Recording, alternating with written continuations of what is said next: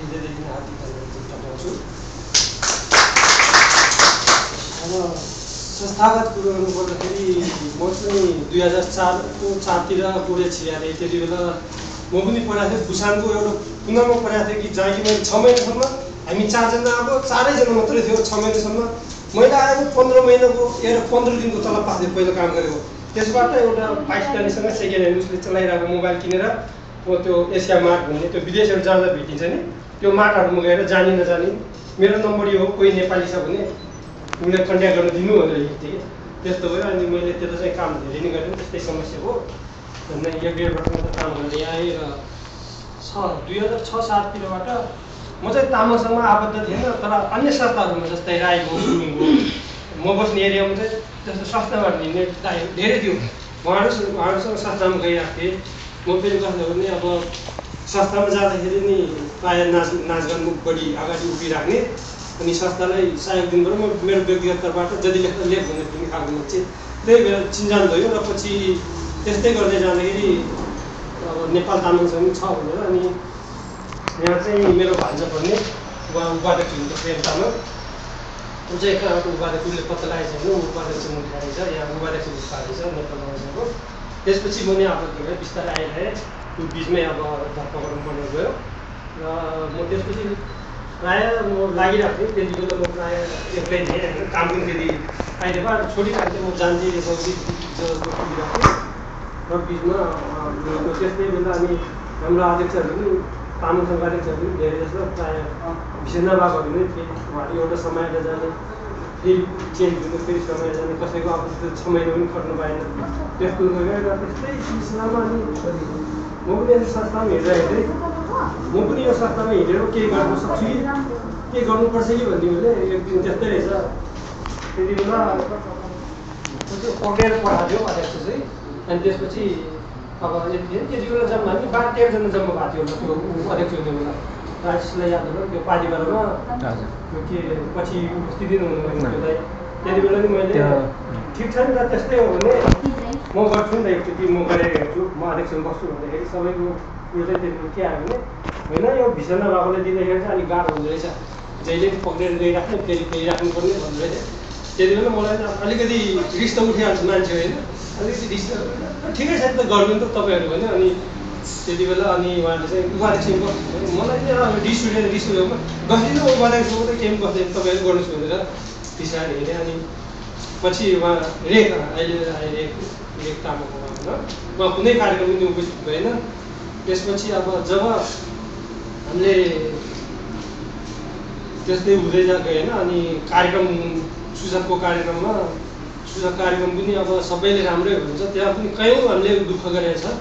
त्यति बेला पनि देव भाइ गएको छ, उनीहरू भिसेवाको मान्छे। म बजेसम्म त्यहाँ जाँदाखेरि देव र रेगनले मलाई नचट भन्थ्यो। त्यहाँ इमिग्रेसन जे त्यहाँ चेक हुन्छ नि त्यो पानी जातमा त चेक हुन्छ भन्दाखेरि मैले लागेँ आफ्नो व्यक्तिगतले सक्दो सायद गरेँ। र पछि अब त्यस्तै हुँदै तामाङसँग आएर त्यति बेला पनि अब खासै थिएन हामी लाग्नु भने त्यही 4-5 जना साथीहरू थियो।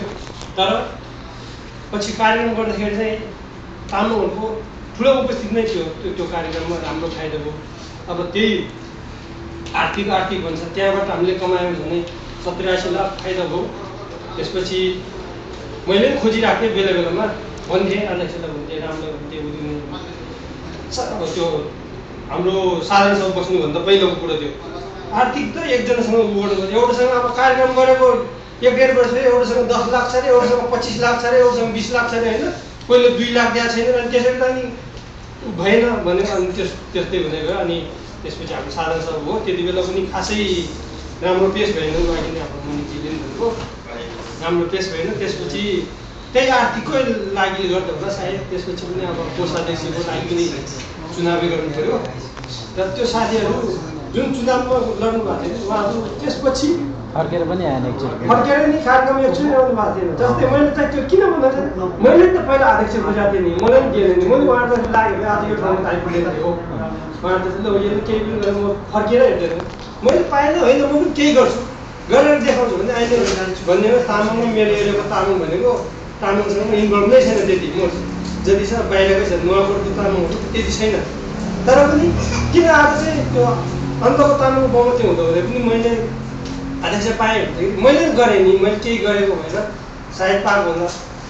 र मेरो आफ्नै पनि कमी कमजोरीहरू हुन्छ। अब म मान्छेहरूले प्रायः जस्तो ठुलो भेलामा भेट भयो भने एकचोटि भेटेको मान्छेले फेरि अर्कोचोटि भेट्दाखेरि म चिन्दिनँ, त्यो मेरो कमजोरी हो। त्यो आफ्नो एउटा साथी भन्यो त्यो मेरो कमजोरी हो।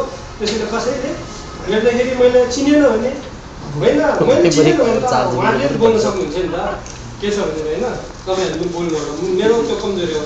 जबकि मान्छेसँग 4-5चोटिसम्म राम्ररी नबसेसम्म म यसरी ग्रुपमा देखेको मान्छेहरू चाहिँ प्रायः लाग्न सक्दैन।